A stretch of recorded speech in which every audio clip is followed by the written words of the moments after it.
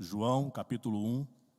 Nós iremos mostrar nesta noite quem foi esse que escreveu esse evangelho, para que ele escreveu, qual foi o maior propósito ao escrever isso e quando ele escreveu. Amém? Evangelho de João, capítulo 1 diz: no princípio, a minha Bíblia é NVI, no princípio era aquele que é a palavra. Outras versões, talvez a sua diga, no princípio era o verbo. Ele estava com Deus e era Deus. Ele estava com Deus no princípio. Todas as coisas foram feitas por intermédio dele. Sem ele, nada do que existe teria sido feito. Nele estava a vida, e esta era a luz do mundo. A luz brilha nas trevas, e as trevas não a derrotaram. Amém. Queridos, vamos então meditar um pouco, saber quem foi esse João, qual era a profissão dele. Para isso eu te convido, mantenha a sua Bíblia aberta, tá? Vamos ver qual que era o propósito de João ao escrever este evangelho. João, quando ele escreveu estas palavras, este evangelho, ele já estava velho. Alguns estudiosos afirmam que ele já tinha se passado em 70 anos de idade, depois que Jesus Cristo veio à Terra, quando ele escreveu este evangelho. E ele tem um objetivo, em particular, pelo qual ele escreveu. A gente vai saber hoje para quê e qual foi o objetivo. Amém? Então, quem era João? Olha, João era um pescador que administrava uma empresa de pesca junto com a família dele. Ele era irmão de Tiago e filho de Zebedeu. Então, a família de João, a gente pode dizer que era uma família de empresários, pois eles administravam uma empresa de pesca. Ele, o irmão e o pai Zebedeu tinham uma empresa de pesca. A Bíblia afirma que ele era um discípulo que Jesus Cristo amava. Vocês lembram? Aquele discípulo que encostou o peito em Jesus, encostou a cabeça no peito de Jesus, para perguntar para ele quem seria o traidor. Olha o que diz João, capítulo 21, 7. Se vocês puderem acompanhar, João, capítulo 21, 7, como que João é definido? Diz: o discípulo a quem Jesus amava, está vendo? O discípulo a quem Jesus amava. A gente vê que João era o apóstolo do amor. Lendo as cartas dele, 1ª, 2ª e João, a gente vê que ele fala bastante de amor, o amor de Deus, o amor entre os irmãos. Então, João era classificado o discípulo a quem Jesus amava. João, capítulo 21, versículo 7. O discípulo a quem Jesus amava disse a Pedro: é o Senhor. Simão Pedro, ouvindo-o dizer isso, vestiu a capa, pois havia tirado, e lançou-se ao mar. Querido, vamos agora falar um pouco sobre o temperamento de João. João era alguém temperamental, né? Considerado discípulo do amor, mas antes da conversão dele, antes de uma conversão genuína, antes dele conhecer Jesus, observe, João andou 3 anos com Jesus. Durante esses 3 anos, ele não tinha conhecido Jesus em sua essência para passar por uma transformação. Isso foi gradual. Foi à medida que ele andou com Jesus, Jesus foi transformando ele num discípulo do amor. Mas antes, João era alguém temperamental. Vocês lembram de uma passagem onde Jesus Cristo tinha que ir para Jerusalém, mas deveria passar por uma aldeia samaritana, e os samaritanos não permitiram que os discípulos e a comitiva dele passassem por aquela aldeia. O que João disse para eles? João falou: Senhor, o Senhor quer que a gente faça descer fogo do céu e consumir todos eles? Olha o tanto que João era temperamental. Olha o tanto que João estava exigindo aqui um castigo imediato para aqueles que eram inimigos. Isso se parece muito com muitas pessoas que para elas graça, para elas perdão, para elas favor de Deus. Mas para os outros, se os outros errarem, se os outros, por algum momento, por alguma razão ou outra, cair, ela exige juízo, ira de Deus, não é? Então João também tinha esse comportamento antes de passar por uma verdadeira conversão. Devido ao forte temperamento que ele possuía, tanto Tiago quanto João eram chamados de filhos do trovão. Eles tinham esse nome, filhos do trovão, devido ao temperamento que eles tinham. Jesus Cristo, se a gente observar, ele era bastante cercado de pessoas temperamentais, pessoas incrédulas.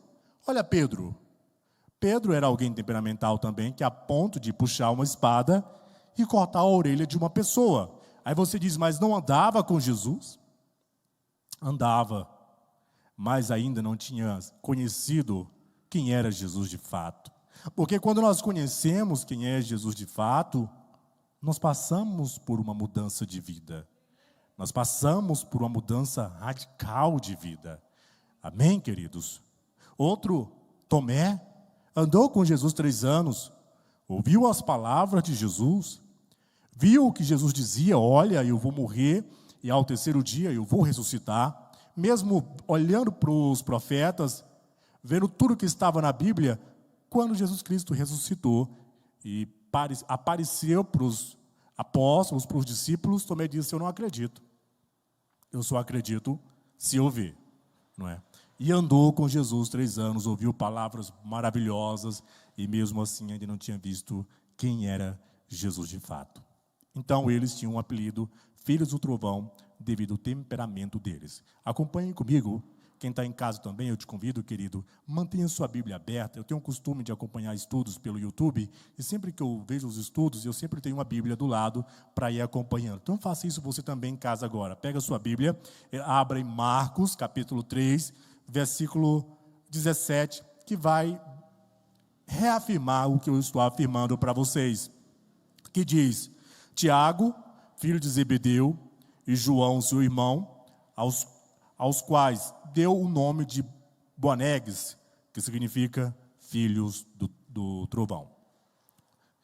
Agora em Lucas, capítulo 9, versículos 54 ao 55, diz: ao ver isso, os discípulos Tiago e João perguntaram: Senhor, queres que façamos cair fogo do céu para destruí-los? Aqui foi quando eles tiveram o encontro com os samaritanos, e nós sabemos que samaritanos e judeus, naquela época, não se davam bem, eles eram inimigos. Tiago e João queriam que eles morressem queimados. Não é? Mas Jesus, voltando-se, os repreendeu, dizendo: vocês não sabem de que espécie de espírito são, pois o Filho do Homem não veio para destruir a vida dos homens, mas para salvá-los. Amém? Então aqui eu falei quem era João, estou aqui falando um pouco da personalidade dele também. Agora a gente vai ler o propósito. Para que João escreveu? Olha, no Evangelho de João, capítulo 20, e o versículo 31 vai dizer o propósito. Mas estes, repetindo, João 20 e 31. Mas estes foram escritos para que vocês creiam que Jesus Cristo é o Filho de Deus, e crendo, tenham em seu nome vida. Então, qual foi o propósito? O propósito para que João escreveu este evangelho, para que, lendo essa narrativa, conhecendo o que está escrito, a gente creia. Então, o grande propósito de João também é para que nós creiamos que Jesus é o Filho de Deus. Valdeilson, como que eu creio? A Bíblia diz, você crê ouvindo a palavra, pois a fé vem pelo ouvir, e o ouvir a palavra de Deus. Olha, nós, teoricamente, estamos em um período de isolamento social. Muitos de vocês, eu já não vi há alguns dias. Estou vendo agora, alguns estão mais pesadinhos, né? Estão bem mais fortes, até o Júnior está mais forte. Deram uma mudada. Nós estamos isolados uns dos outros. Tem gente falando para eu não falar, ok, não vou falar. A gente está isolado. Alguns aqui que estão vendo a gente em casa agora, faz tempo que a gente não vê, mas a palavra de Deus está solta. Ela continua tão viva, porque nada pode parar o Evangelho. Charles Haddon Spurgeon diz, o Evangelho, a Bíblia, a palavra, é como um leão. Solte um leão no meio de uma cidade cheia de gente e veja o que ele é capaz de fazer. Então, o que eu quero dizer para vocês é, sempre encham o coração de vocês da palavra de Deus. Isso manterá vocês vivos em qualquer momento e em qualquer situação, seja em pandemia ou não. Cristo, a palavra viva em nossos corações, nos manterá firmes até o final.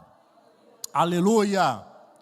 Glória a Deus. Falei para minha esposa, meu bem, toda vez que eu empolgar na palavra, você dá um glória a Deus, que é para a igreja empolgar também. Falei para o Vitor também, quem sabe eles vão dar glória a Deus, a igreja vai empolgar. Aleluia! Falei brincando, claro. Mas amém, amém. Então enche o seu coração da palavra. Vindo à congregação ou não, isso vai fazer você crer. João escreveu para que nós creiamos em quê? Que Jesus é o Filho de Deus.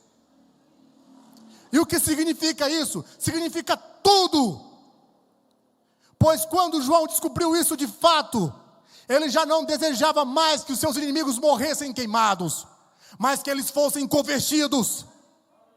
Pedro já não mais cortou a orelha de ninguém. Pelo contrário, ele morreu pelas pessoas. Ele morreu pela causa do Evangelho. Então, encha o seu coração da palavra de Deus, querido. Aleluia. Você que está em casa também, pode dar um glória a Deus por isso. Aleluia. João escreveu com um propósito, para que nós creiamos que Ele é o Filho de Deus. Houve outro propósito também. Naquele momento em que João estava vivo, 70 anos depois de Cristo, surgiu-se muitas seitas, e muitas delas falavam que Jesus Cristo não veio em carne, que Jesus Cristo não era um homem fisicamente. Muitas diziam que Jesus Cristo era um fantasma. E João escreveu também esse evangelho para refutar isso. É por isso que, já no capítulo 1, no versículo 1, ele diz, no princípio é a palavra, era a palavra, e a palavra estava com Deus. O verbo se fez carne e habitou entre nós. Na sua carta, na sua primeira carta, ele vai dizer, nós andamos com ele, nós tocamos nele. Queridos, pegando o relato desses homens, esses dias eu estava em casa pensando nos evangelistas, nos irmãos que escreveram o Novo Testamento, e pensando, não é possível que esses homens estão mentindo. Não é possível, eles não mentiram. Tudo que eles falaram sobre Jesus é verdade. Eles morreram por causa disso. Eles entregaram a vida por causa disso. De todos eles, o único que teve uma morte tranquila foi exatamente João. Todos os outros morreram de morte terrível. Pedro morreu crucificado de cabeça para baixo. Outros morreram queimados, degolados, defendendo a fé deles. Eles realmente criam. Então João fala, não, nós andamos com Cristo. Ou seja, eu comi com Ele. Eu me relacionei com Ele, eu toquei nele. Então, quem Ele é? Ele é o Verbo que se fez carne. O que significa verbo? Movimento. Ele estava lá em Gênesis, quando Deus disse, façamos. Ele estava lá, é a palavra que saía, é a palavra que criava. Por isso que depois o apóstolo Paulo vai dizer, por causa dele, todas as coisas foram criadas, tanto as visíveis quanto as invisíveis, por causa dele. E para quê? Para ele. Aleluia! Jesus Cristo, como diz João em Apocalipse, Ele é o início, Ele é o final, Ele é o alfa, Ele é o ômega. Quem Ele é? Quem é Jesus? João vai dizer mais ainda, que Ele é o Verbo. Aleluia! Se isso não enche seu coração, querido, se essa palavra não enche a sua alma, o que mais é capaz de encher você, de movimentar você, de segurar você até o final, independente daquilo que você vive, independente daquilo que você vai viver, se essa palavra chegar ao seu coração, se essa palavra encher a sua alma, nada nesse mundo é capaz de derrubar você, nada nesse mundo é capaz de parar você. Você é capaz de morrer por causa desta palavra, se ela atingir seu coração. Aleluia! Eu acredito que muitas pessoas pararam e estão parando, é porque a palavra não chegou, não encharcou o seu coração. Quem é João? Aquele que é, aliás, quem é Jesus? Aquele que era, aquele que é, aquele que há de vir, aleluia. Oh, aleluia, aleluia, oh, glória a Deus. Tem uma música do Antônio Cirilo, né? Aquele que era, que é e que há de vir, aquele que criou todas as coisas, e veio, e vai vir. Essa é a nossa esperança. Aleluia. Deixe com que esta palavra alcance o seu coração. Esses homens morreram por causa dela. Eles não estavam mentindo sobre o testemunho deles. Ele disse, eu toquei nele. Nele quem? Em Jesus, eu andei com ele. Eu o ouvi durante 3 anos. Então ele não era um espírito, como diz o docetismo, como pregava o gnosticismo. Não, ele era real. Ele morreu de fato, uma morte física, mas ele ressuscitou também. Aleluia. Irmãos, vocês podem aplaudir Jesus por isso.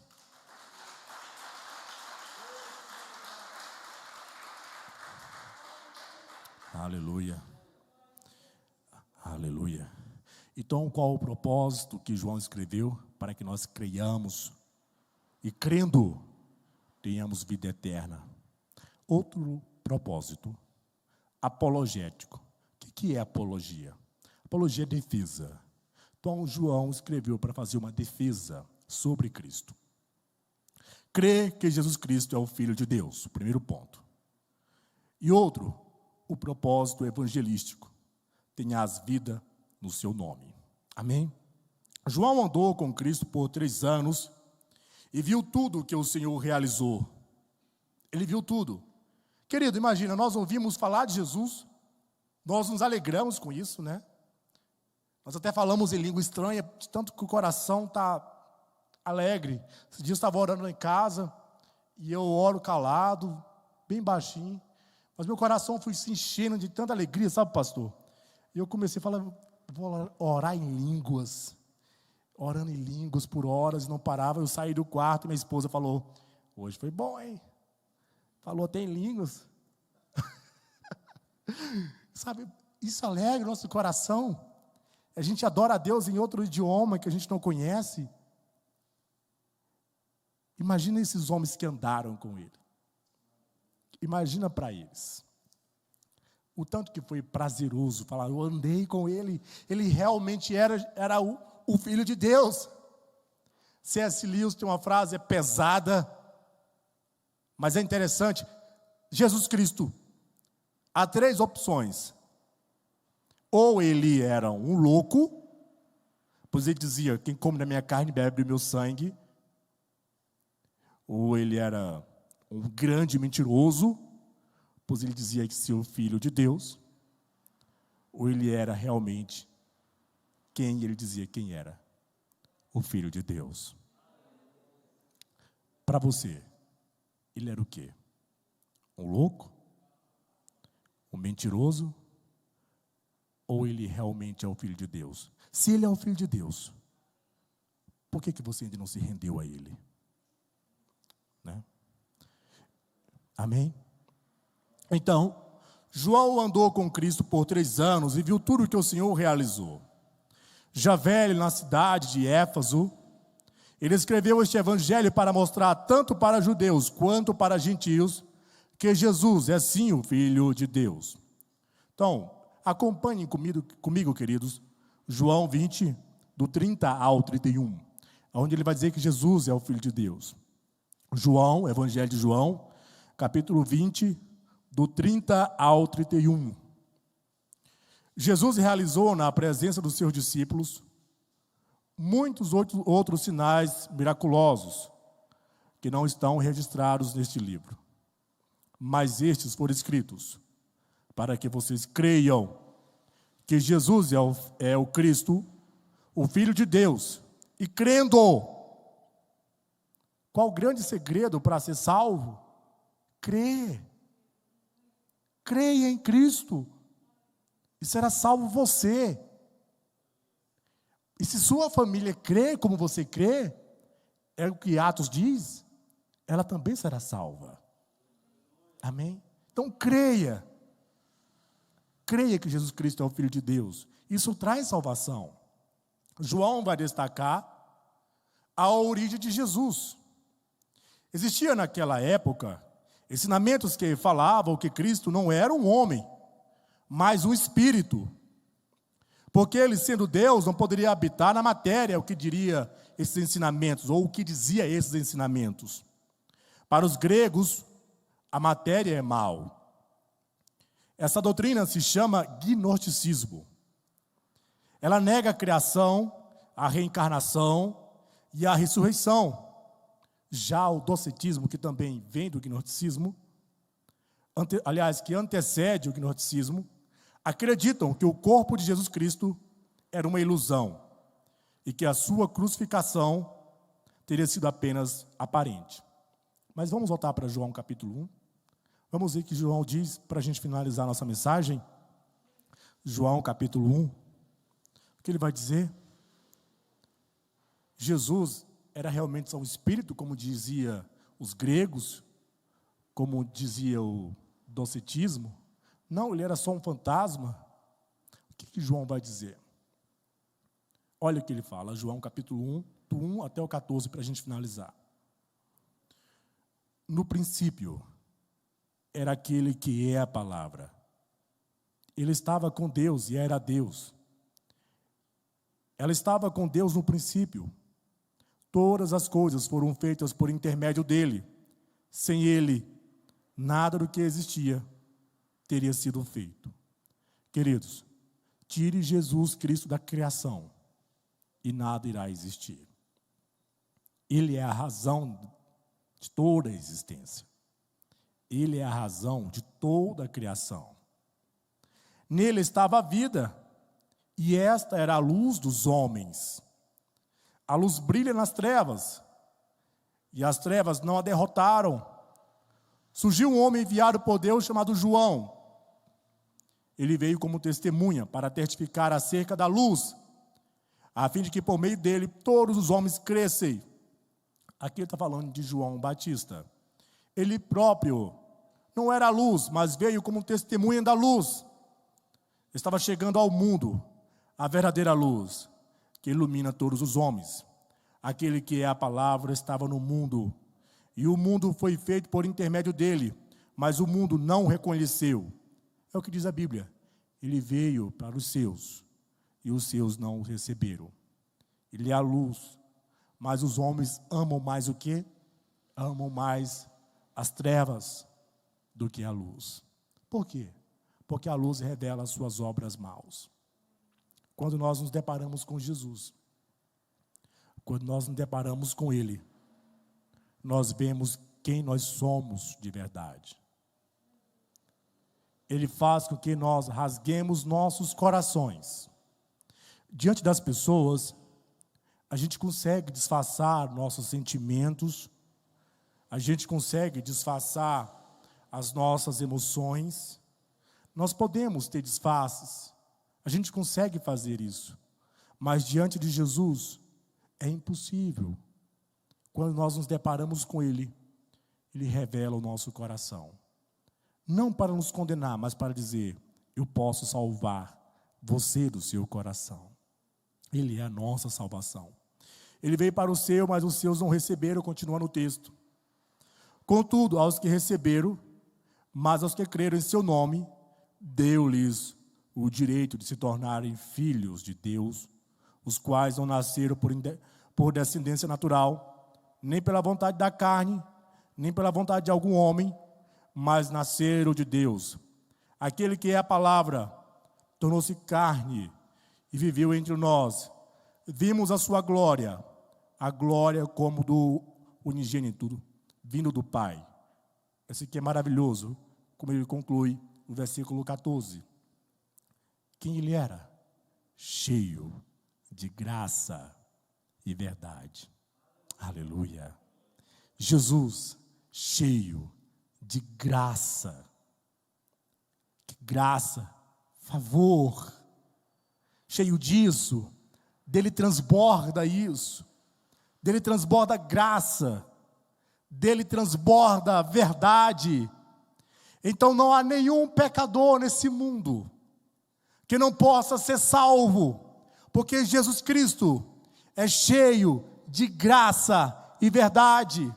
Ele veio, sabe como alguém que enfia a mão no lodo para tirar algo que caiu, que é valioso? Ele veio, desceu até o lodo, arrancou nós de lá. Sabe por quê? Porque ele é cheio de graça e verdade para todos sempre. E agora nós podemos dizer: somos filhos de Deus. Se alegre por isso. Você tem um Pai. Jesus Cristo trouxe união entre você e Ele. Você é filho de Deus. Alegra seu coração nesta noite. Todos nós, em qualquer lugar onde estivermos agora, alegre o seu coração. Somos filhos de Deus, amados, aceitos por Ele. Ele nos chamou, nós ouvimos a voz. Aquele que ouve a voz do seu pastor o segue. Nós ouvimos a voz dele. Ele entrou no templo e disse: venha a mim e beba. Venha a mim aquele que tem fome, e coma da minha carne, e beba do meu sangue, e tenha vida. Venha a mim aquele que está em trevas. Ele é a luz do mundo, a luz que brilhou numa cruz do Calvário. Ele é a luz que chama todos os homens para a salvação. E o meu propósito, o seu propósito, é fazer com que esta luz brilhe no mundo através de nós. Então nós somos pequenas luzes que brilhamos juntos em todos os cantos. Nós formamos a grande nação do Senhor que brilha nessa terra. Então eu quero convidar vocês, queridos, brilhem nesse mundo, vivam nesse mundo como se vocês realmente são filhos de Deus, amados, aceitos, escolhidos por eles na plenitude dos tempos. Deus veio, chamou vocês. Aleluia! Fiquemos de pé em nome de Jesus. Sim, Jesus Cristo fez isso. Então deixe seu coração se alegrar.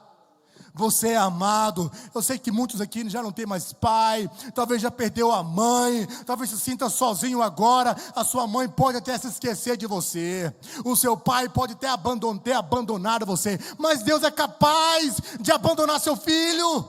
Deus é capaz de esquecer um filho dele. O Deus que é capaz de chamar todas as estrelas pelo nome. E quantas estrelas existem no mundo?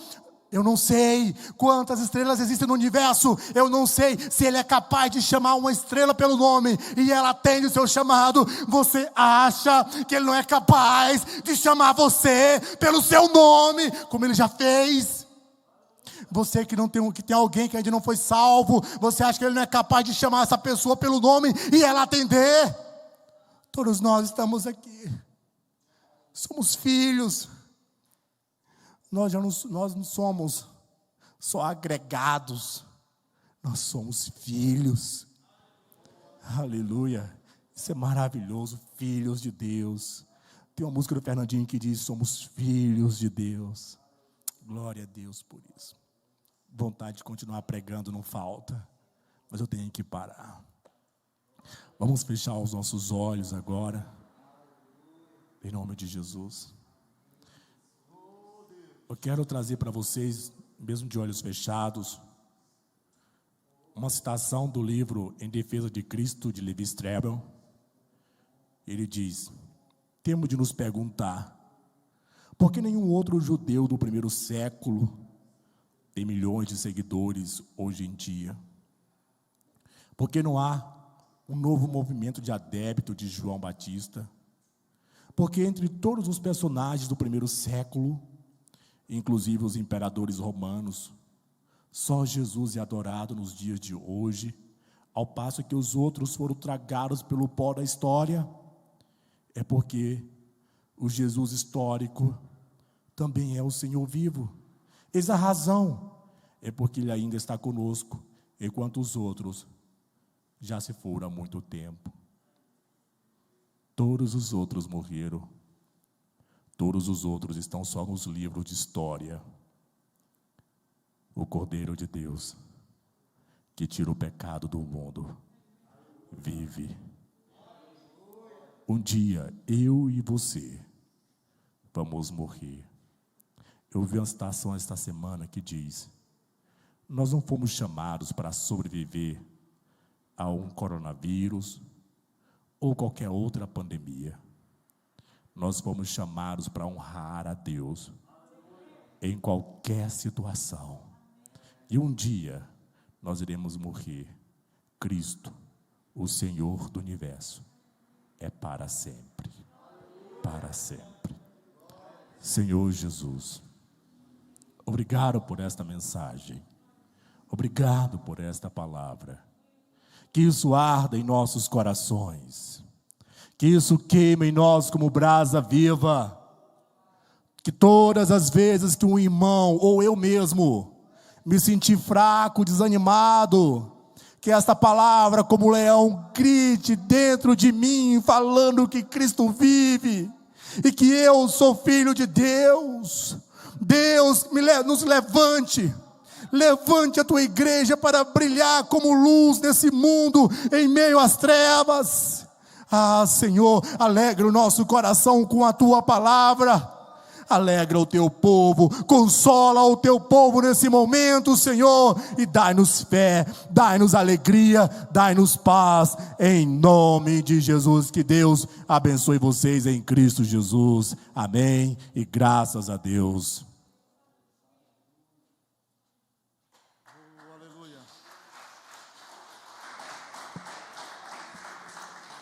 Mais forte para o Senhor dos Senhores. Glória a Deus.